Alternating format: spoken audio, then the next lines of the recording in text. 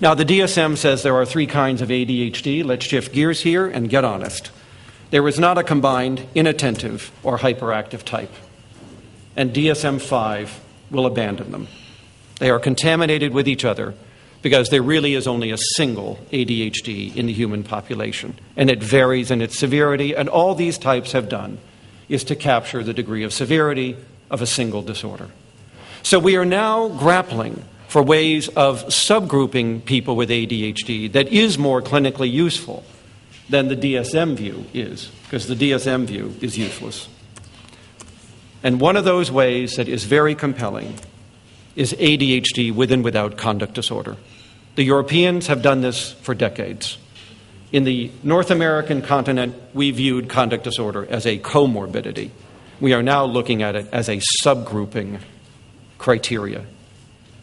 Because you see, ADHD children who have conduct disorder differ from ADHD children without it in many, many respects. So many, in fact, that we are now coming to think of this subset of children who have both disorders as a unique form of ADHD. Because both disorders are more severe. Both disorders start earlier. Both disorders are far more persistent.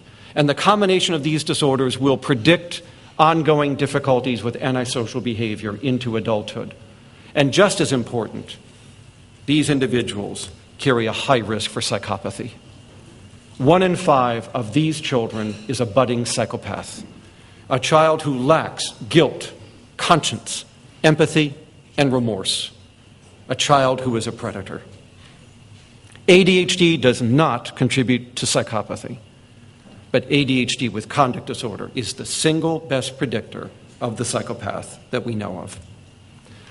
So in the future, we may be making the same distinction the Europeans have, that when conduct disorder and ADHD go together, we have an extraordinarily virulent disorder. In case you're not familiar with conduct disorder, it is the early appearance of lying, stealing, fighting, and preying on other children in an instrumental way.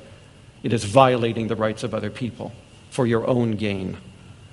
And it manifests early as the lying, the stealing, and the fighting, but other symptoms will develop thereafter. The hyperactive type of ADHD never existed because 90% of all cases go on to get the combined type within 3 years.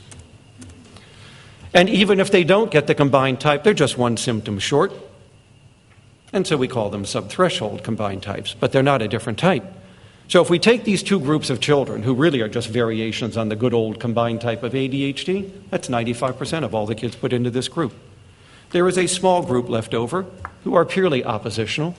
But because they have pure oppositional disorder and they never had ADHD, they will outgrow their ODD, usually within 2 to 4 years, and their ADHD will go away. Why are they there? Because parents confuse ODD with ADHD. And if their child is only oppositional, they often report that they have symptoms of ADHD when they don't. But ODD alone is a relatively benign disorder, unless it goes with ADHD, and then it is a highly persistent disorder. Now, the real action during the past decade has been with this inattentive group of children, most of whom are combined type children. And they grew up, and they lost some hyperactivity along the way, as we said. And as a result, there's going to come a time in adolescence, and especially by adulthood, where they're just not hyperactive enough to stay in the combined type anymore. And so clinicians relabel them as inattentive type, but they shouldn't. Once combined type, always combined type. But you can see how at least half of the individuals get put into the inattentive group. They're just outgrowing their hyperactivity. And then there's that group of children who just are 1 or 2 symptoms short of being in the combined type, but they have the combined type anyway. They're just a milder version of it.